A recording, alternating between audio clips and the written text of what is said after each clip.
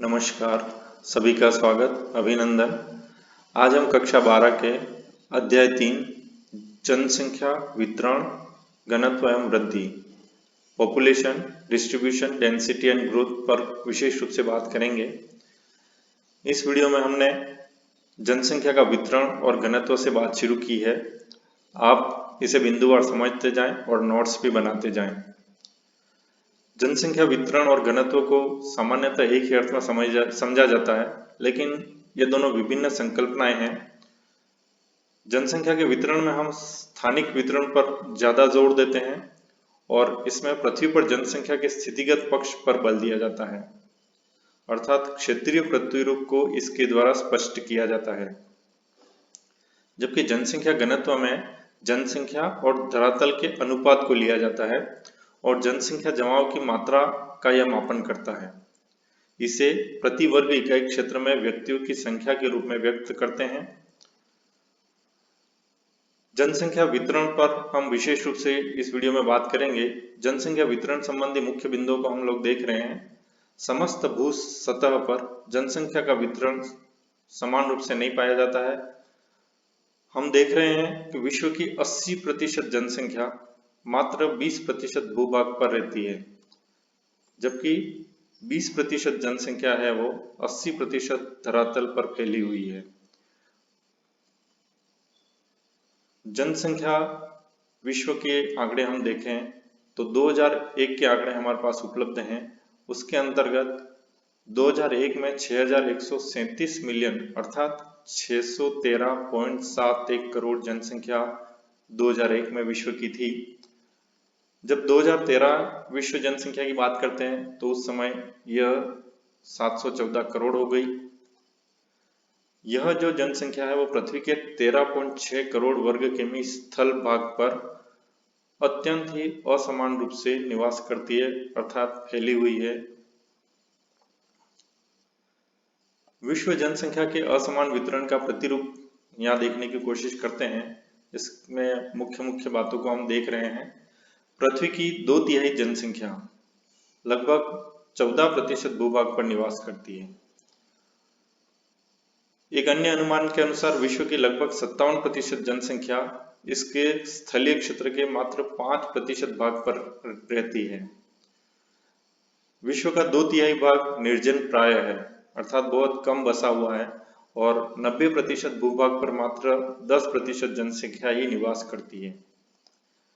10% स्थलीय भाग पर कुल जनसंख्या का 90% संकेंद्रित है, अर्थात यह पूरा भरा हुआ भाग है, बहुत ही सघन आबादी वाला क्षेत्र है। विश्व की जनसंख्या को हम उत्तरी गोलार्ध और दक्षिणी गोलार्ध के संदर्भ में देखते हैं तो उत्तरी गोलार्ध अर्थात 0 डिग्री अक्षांश से ऊपर की तरफ 85% आबादी रहती है, जबकि दक्षिणी गोलार्ध में मात्र 15% आबादी निवास करती है। विश्व की लगभग 3/4 जनसंख्या एशिया और यूरोप महाद्वीपों में रहती है। एशिया और यूरोप महाद्वीप को मिला के हम यूरेशिया भी कहते हैं। तो इस यूरेशिया महाद्वीप में ही विश्व की 3/4 जनसंख्या रहती है। अन्य 4 महाद्वीपों में मात्र 1/4 जनसंख्या निवास करती है। केवल एशिया महाद्वीप में ही अगर हम बात करें तो लगभग 60% जनसंख्या अकेले एशिया महाद्वीप में रहती है, जिसे आप ग्लोब पर डार्क ग्रीन कलर में देख पा रहे हैं। और उसके दूसरी तरफ ओशिनिया महाद्वीप की बात करें तो विश्व का जनसंख्या का मात्र 0.5% जनसंख्या इस क्षेत्र में निवास करती है। अब हम बात करते हैं अक्षांशों के अनुसार जनसंख्या वितरण पर। तो हम देखते हैं विश्व की लगभग 80% जनसंख्या है वो 20 डिग्री से 60 डिग्री उत्तरी अक्षांशों के मध्य रहती है। जैसा कि हम पहले भी देख चुके हैं, उत्तरी गोलार्ध में जनसंख्या ज्यादा निवास करती है। उसमें भी 20 डिग्री और 60 डिग्री उत्तरी अक्षांश बहुत ही घने बसे हुए क्षेत्र हैं, और 60 डिग्री अक्षांश के उत्तर में जाने पर विश्व की मात्र 1% से भी कम जनसंख्या निवास करती है। विश्व की जनसंख्या का लगभग 75% भाग महासागरों के किनारे, महाद्वीपों के किनारे बसा हुआ है। और महाद्वीपों के आंतरिक भागों की ओर जैसे जैसे हम जाते हैं, जनसंख्या का संकेंद्रण है वो घटता जाता है। विश्व की लगभग 80% जनसंख्या है वो सागर तल से 500 मीटर की ऊंचाई तक के क्षेत्र में रहती है। इन सभी तथ्यों से स्पष्ट है कि विश्व के कई अति विशाल क्षेत्र विरल आबाद हैं, जबकि कुछ अपेक्षाकृत रूप से छोटे क्षेत्र जो हैं वो ज्यादा सघन आबादी वाले हैं। अब हम बात करते हैं विश्व जनसंख्या का वितरण देशों और महाद्वीपों के आधार पर देखने की कोशिश करते हैं। विश्व की जनसंख्या, जैसा कि हम पहले भी देख चुके हैं, सन 2001 में 613.71 करोड़ थी। इसका 75% भाग विकासशील देशों में और शेष भाग अर्थात लगभग 25% भाग विकसित राष्ट्रों में निवास करता है। अर्थात विकासशील देश ज्यादा सघन आबादी वाले देश हैं। जनसंख्या संदर्भ ब्यूरो वॉशिंगटन द्वारा सन 2001 में जो रिपोर्ट दी गई थी, उसके अनुसार महाद्वीप वार उन्होंने जनसंख्या वितरण को दिखाया था।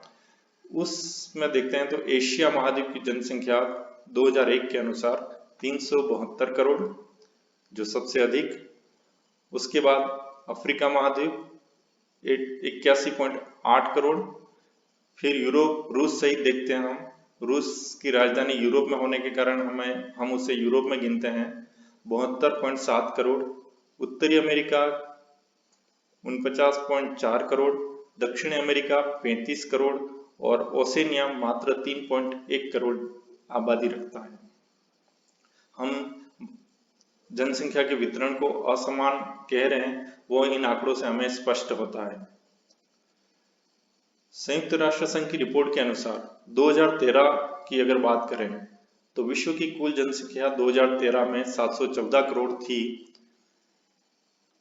एशिया उस विश्व का सर्वाधिक जनसंख्या वाला महाद्वीप है और इसके अंतर्गत विश्व की 60.27% जनसंख्या पाई जाती है। उसके बाद अफ्रीका का नंबर आता है और अफ्रीका में 15.41% जनसंख्या है। यूरोप में तीसरे स्थान पर 10.37%, चौथे स्थान पर उत्तरी अमेरिका 7.80% और दक्षिण अमेरिका 5.62% और लास्ट में ओसेनिया में 0.53% जनसंख्या निवास करती है।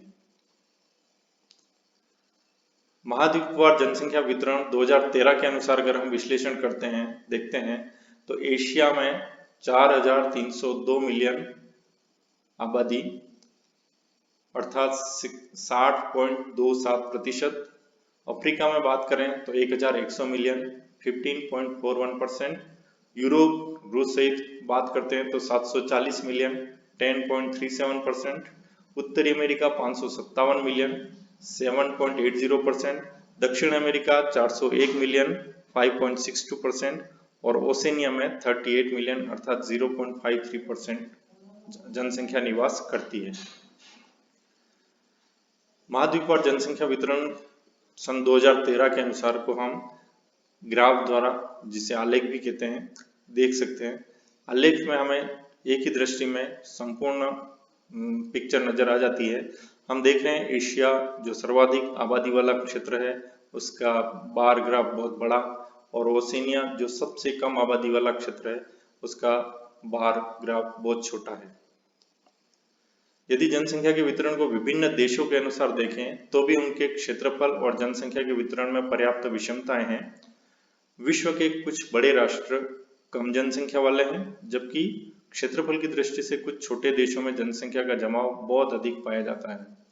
जैसे अगर हम बात करें भारत की, तो भारत से क्षेत्रफल की दृष्टि से बड़े देश बहुत हैं, लेकिन उनमें जनसंख्या का जमाव बहुत कम है। जनसंख्या सन 2013 के अनुसार की दृष्टि से विश्व के कुछ बड़े देश हम देखते हैं। सर्वाधिक जनसंख्या वाला देश चीन है, जिसकी जनसंख्या है 1357 मिलियन।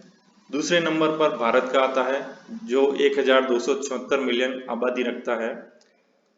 तीसरे नंबर पर संयुक्त राज्य अमेरिका 316 मिलियन जनसंख्या के साथ। और चौथे नंबर पर इंडोनेशिया 248 मिलियन और पांचवें नंबर पर ब्राजील 196 मिलियन आबादी रखता है। विश्व को जनसंख्या के वितरण की दृष्टि से हम मुख्यतः 4 भागों में विभक्त कर सकते हैं। सघन जनसंख्या के प्रदेश, सामान्य जनसंख्या के प्रदेश, विरल जनसंख्या के प्रदेश और अति न्यून जनसंख्या के प्रदेश। सबसे पहले बात करते हैं सघन जनसंख्या के प्रदेश। ये 5 प्रदेश हैं जहां बहुत अधिक जनसंख्या निवास करती है और इनकी पॉपुलेशन डेंसिटी भी ज्यादा है। पहला प्रदेश है पूर्वी एशिया, जिसके अंतर्गत चीन, जापान, दक्षिण कोरिया, ताइवान और हांगकांग जैसे देश आते हैं। दूसरा इसी तरह का सघन आबादी वाला प्रदेश है दक्षिण एशिया, जिसके अंतर्गत भारत, पाकिस्तान, श्रीलंका, बांग्लादेश, नेपाल और संपूर्ण दक्षिण पूर्वी एशियाई देश आते हैं। उसी तरह से उत्तर पश्चिम यूरोप की बात करें तो great Britain, Germany, Holland, Belgium, France, Ireland, Denmark, Spain, Italy आदि देश। पूर्वी व उत्तरी अमेरिका की बात करते हैं तो उत्तर पूर्वी संयुक्त राज्य अमेरिका, दक्षिण पूर्वी कनाडा आदि देश इसके अंतर्गत आते हैं। उत्तरी अमेरिका में विशेष रूप से 1779 की औद्योगिक क्रांति के उपरांत जनसंख्या में तीव्रता से वृद्धि हुई है। सामान्य जनसंख्या के प्रदेशों की बात करते हैं, ऐसे भौगोलिक प्रदेश जहां पारिस्थितिकी जनसंख्या निवास के लिए सामान्य दशाएं प्रदान करती है। मानव द्वारा अनेक स्थानों पर प्रकृति के साथ अनुकूलन भी किया गया है और कभी कभी प्रतिकूल भौतिक दशाएं होते हुए भी अधिक आबादी का निवास रहता है, जिससे हम बात करते हैं एंडीज पर्वत की, जहां तांबे की उपलब्धता के कारण चिली की चुकाड़ व कामरा, उसी तरह से कनाडा का यूरेनियम शहर में यूरेनियम के कारण और पश्चिमी ऑस्ट्रेलिया में स्वर्ण के खनन के कारण सघन जनसंख्या पाई जाती है। विरल जनसंख्या के प्रदेशों की बात करते हैं। ये प्रदेश विश्व के 70% भूभाग पर स्थित हैं। जैसा कि हम पहले भी देख चुके हैं कि ज्यादातर आबादी, सघन आबादी कम भूभाग पर रहती है और 70% भूभाग हमारा विरल जनसंख्या वाला प्रदेश है। यहाँ विश्व की मात्र 5% जनसंख्या निवास करती है। इसका कारण वहाँ की स्थिति, उच्चावत और जलवायु की विषम परिस्थितियां हैं। अति न्यून जनसंख्या के क्षेत्र, वैसे तो मानव के कदम हर जगह पहुंच चुके हैं, लेकिन फिर भी अभी भी कुछ ऐसे निर्जन प्रदेश हैं जहां जनसंख्या अति न्यून मात्रा में रहती है और इसका कारण है वहां की अति शीतलता, उष्ण मरुस्थल, उष्ण धरातल, विषुवत-रेखीय आर्द्र वन और मरुस्थलीय प्रदेश। विश्व जनसंख्या वितरण की बात करते हैं और उसे हम वर्ल्ड के मैप में देखने की कोशिश करते हैं, तो जैसा कि हम देख पा रहे हैं, भारत की बात करें तो भारत के समुद्र तटीय किनारा और उत्तर पूर्वी प्रदेश सघन आबादी के क्षेत्र दिखाई दे रहे हैं। उसी तरह से दक्षिण पूर्वी एशिया, मध्य यूरोप, पूर्वी उत्तरी अमेरिका का भाग, ये सघन आबादी वाले क्षेत्र हैं। उसी तरह से सामान्य जनसंख्या, विरल जनसंख्या और अति न्यून जनसंख्या को भी मैप में दर्शाया गया है। जनसंख्या वितरण के इस असमान वितरण का कारण क्या है? तो उसके लिए कुछ कारक प्रभावित हैं। पृथ्वी पर जनसंख्या के वितरण में समय समय पर परिवर्तन होता रहा है। जो पूर्व में था वो आज नहीं है, वितरण बदलता रहता है, लेकिन फिर भी स्थल मंडल पर मानव का निवास अति विषम है। वितरण में इस विषमता के कई क्या कारण हैं? मुख्य कारकों को हम यहाँ देखने का प्रयास करते हैं।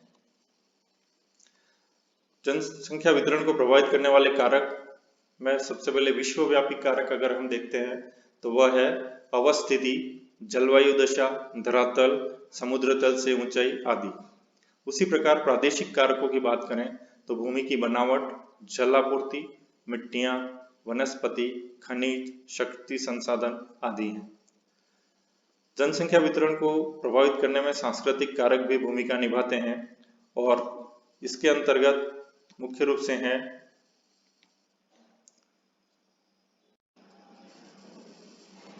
आर्थिक अवस्था, उन्नति का स्तर, राजनीतिक स्थिति, मनोवैज्ञानिक, परिवहन, व्यापार आदि की सुविधाएं। समसामयिक कारकों की बात करें तो वातावरण के अनुकूलन, पारस्परिक निर्भरता, धर्म, सामाजिक मान्यताएं, सामाजिक संरचना आदि। धन्यवाद। अगले वीडियो में हम फिर इसके भाग 2 और भाग 3 पर बात करेंगे। धन्यवाद।